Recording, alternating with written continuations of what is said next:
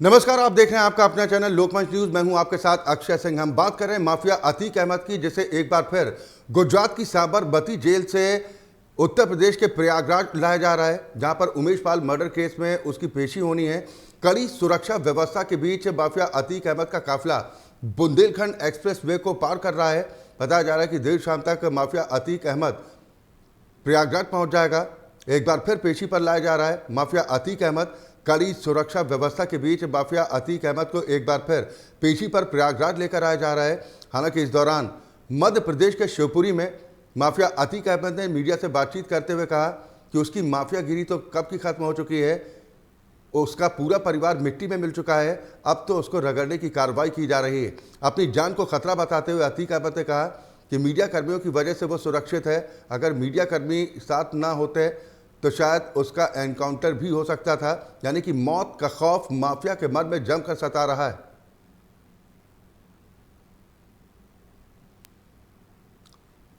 State head Asif bag हमारे साथ इस पर ज्यादा चर्चा और बातचीत के साथ जुड़ गए हैं। आसिफ, अब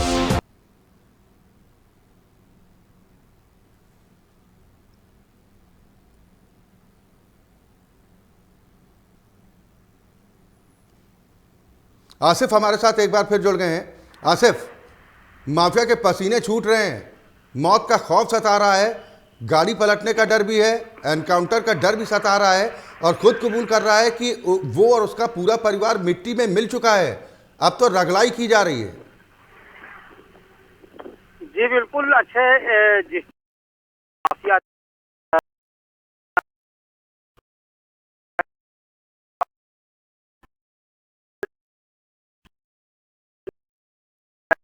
की उसके हौसले पस्त हो चुके हैं, उसका परिवार मिट्टी में मिल चुका है और आज उसे साबरमती जेल से एक बार फिर नई जेल लाया जा रहा है, जहां उसके काले कारनामों की सुनवाई होगी।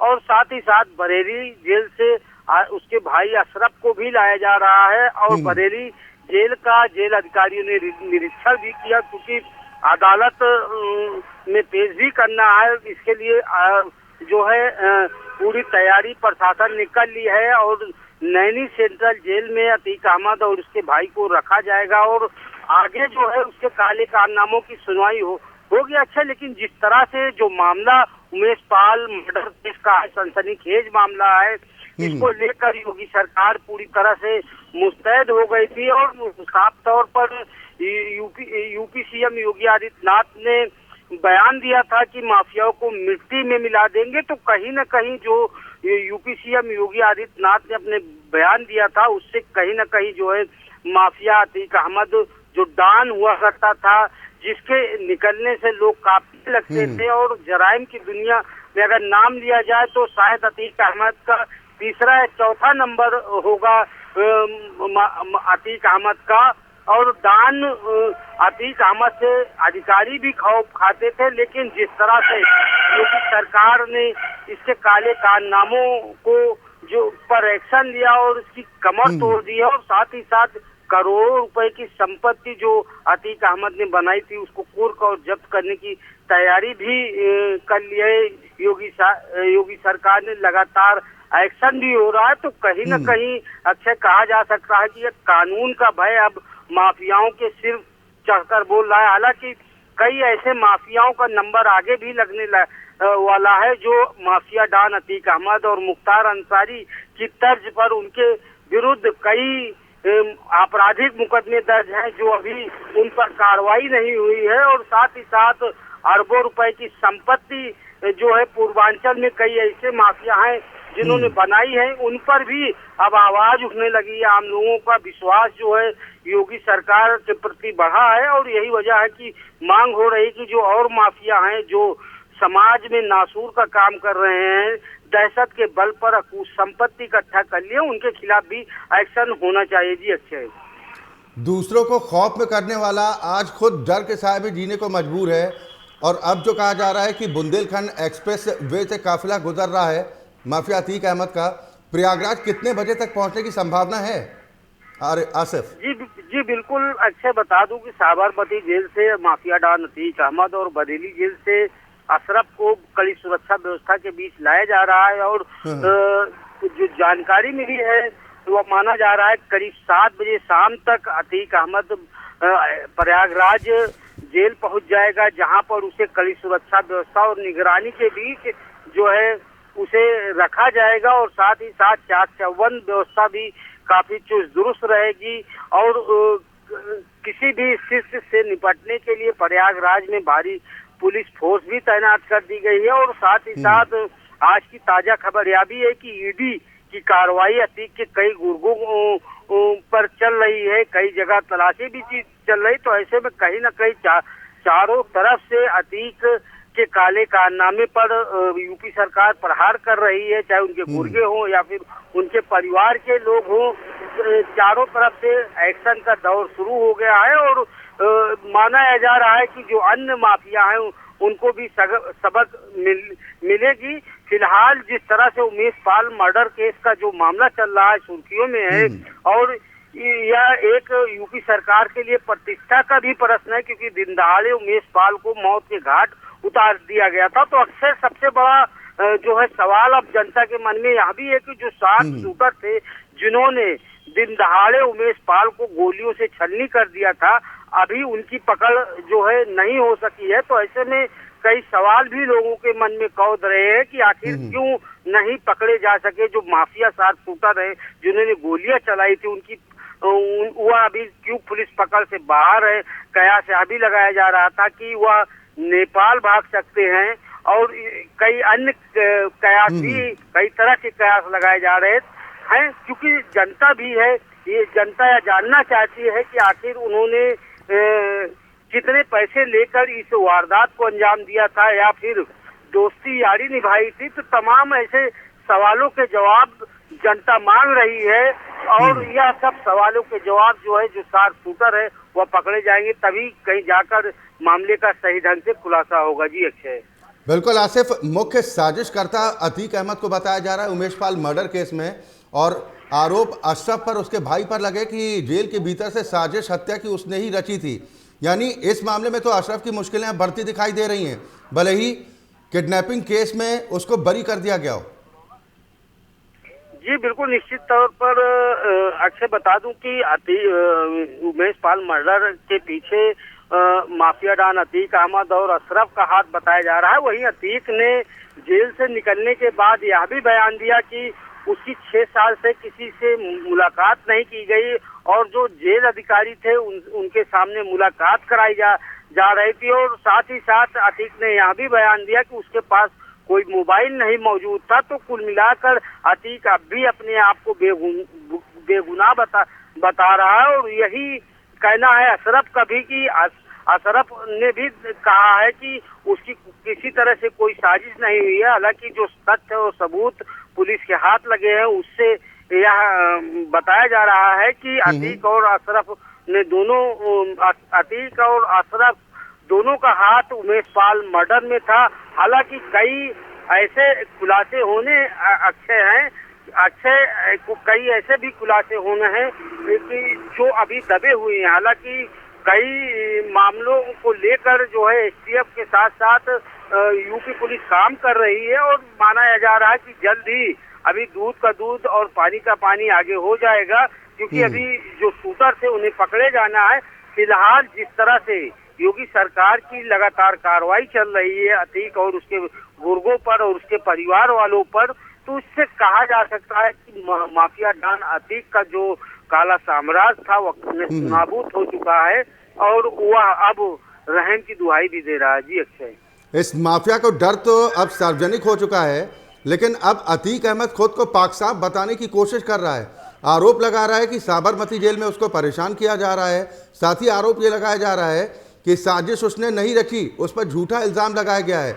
उसकी इस बात पर क्या यकीन किया जा सकता है, क्योंकि उमेश पाल मर्डर केस में जो अब तक तथ्य सामने आए, जो सीसीटीवी फुटेज सामने आए, वो तो सारा इशारा कर रहे हैं कि सोची समझी प्लानिंग के तहत ही ये सब कुछ हुआ।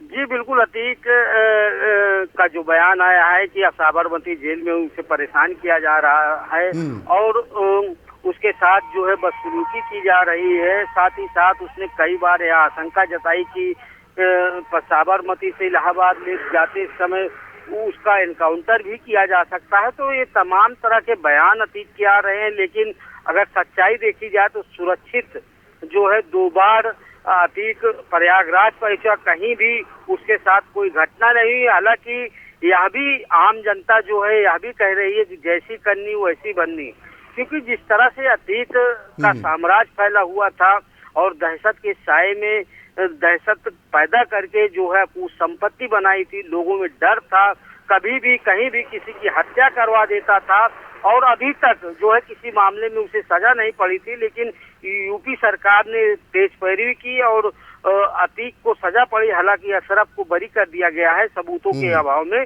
तो कुल मिलाकर यह कहा जा सकता है कि जो माफिया डॉन अतीक है वह बचाव में भी बयानबाजी कर रहा है और सहानुभूति लेने के चक्कर में, योगी सरकार को बदनाम करने के चक्कर में तरह तरह के अब भी हथकंडे माफिया डॉन अपना रहा है। लेकिन इससे कोई फर्क नहीं पड़ने वाला, क्योंकि बुरा काम का बुरा नतीजा होता है। जिस तरह से अतीक ने अपने आपराधिक जगत में, अपराध जगत में ऐसा तहलका मचाया था जिसकी कल्पना नहीं की जा सकती और योगी सरकार में उसके सारे काले साम्राज्य को नस्तानाबूद कर दिया गया है। अब वह अपने जान की दुहाई मांग रहा है, जान की भीख मांग रहा है और साथ ही साथ पीड़ित बनकर या मांग कर रहा है कि उसे परेशान किया जा रहा है।